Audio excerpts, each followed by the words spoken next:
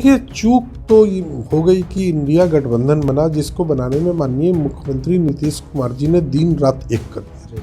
एरी चोटी का उनका परिणाम था कि सारे विपक्ष एक प्लेटफॉर्म पर खड़ा हुए और कांग्रेस ने जब वो प्लेटफॉर्म बन गया तो उस प्लेटफॉर्म का यूज करते हुए बाकी सभी को साइड एक ढंग से कर दिया। इस चुनाव में उन्होंने सभी क्षेत्रीय पार्टी को इग्नोर किया।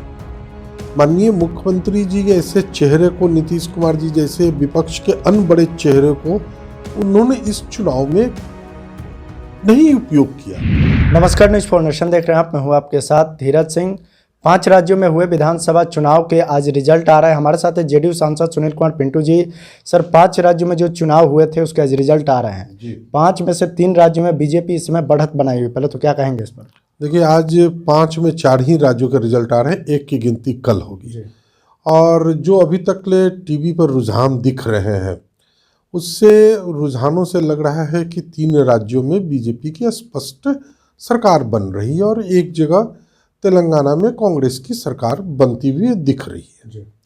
जो रुझान है, अगर ये शाम तक परिणाम में परिणित हो जाते हैं तो एक ढंग से बीजेपी को 3 राज्य और कांग्रेस को 1 राज्य मिलता हुआ स्पष्ट दिख रहा है जी। तो क्या लगता है कि जो लगातार इंडिया गठबंधन और महागठबंधन दावा कर रहे थे कि इस बार जो 5 में राज्य है उसमें काफ़ी पॉजिटिव रिपोर्ट है, लालू यादव खुद कहते थे कि काफ़ी पॉजिटिव, कहाँ चूक हुई है इस मामले में? देखिए, चूक तो हो गई कि इंडिया गठबंधन बना, जिसको बनाने में माननीय मुख्यमंत्री नीतीश कुमार जी ने दिन रात एक कर दिया। एरी चोटी का उनका परिणाम था कि सारे विपक्ष एक प्लेटफॉर्म पर खड़ा हुए और कांग्रेस ने जब वो प्लेटफॉर्म बन गया तो उस प्लेटफॉर्म का यूज करते हुए बाकी सभी को साइड एक ढंग से कर दिया। इस चुनाव में उन्होंने सभी क्षेत्रीय पार्टी को इग्नोर किया।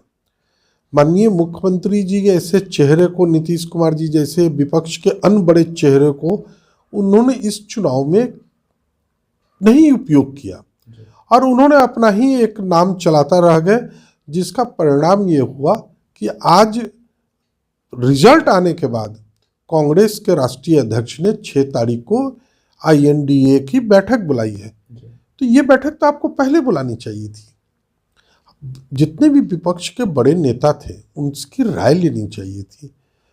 तो इस प्रकार से ये जो परिणाम आया है, ये कहीं ना कहीं कांग्रेस के हठकर्मी के कारण आया है ये परिणाम, और विपक्षी एकता पर कांग्रेस ने ही एक ढंग से सवाल खड़े कर दिए। नीतीश कुमार पहले भी कहते आए हैं कि 5 राज्यों के चुनाव में ही केवल कांग्रेस व्यस्त है, तो क्या आपको लगता है कि कांग्रेस को इस पर मंथन करना चाहिए जो आज परिणाम आया उसके बाद? जरूर, कांग्रेस को इस पर सोचने की जरूरत है और आने वाले 24 के चुनाव में अगर क्षेत्रीय पार्टी को कांग्रेस आगे रखकर चुनाव लड़ेगी तभी परिणाम कुछ सकारात्मक होंगे।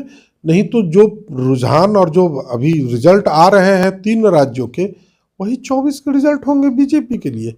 जब तक कांग्रेस को यूपी में सपा, बिहार में JDU RJD गठबंधन, झारखंड में हेमंत सोरेन, बंगाल में ममता जी को, इस प्रकार इन लोगों को जब तक आगे रखकर चुनाव नहीं लड़ेगी कांग्रेस, तब तक कांग्रेस के पक्ष में परिणाम नहीं आ सकते। एक आखिरी सवाल है सर कि जो चुनाव हुए उसमें भी कई क्षेत्रीय दलों को कांग्रेस की ओर से नज़रअंदाज किया गया, समाजवादी पार्टी हो, आम आदमी पार्टी हो, इन सबों को कम आंका गया। तो क्या आपको लगता है ये भी एक बड़ी वजह रही है? जी हाँ, यही सबसे एक बड़ी वजह है।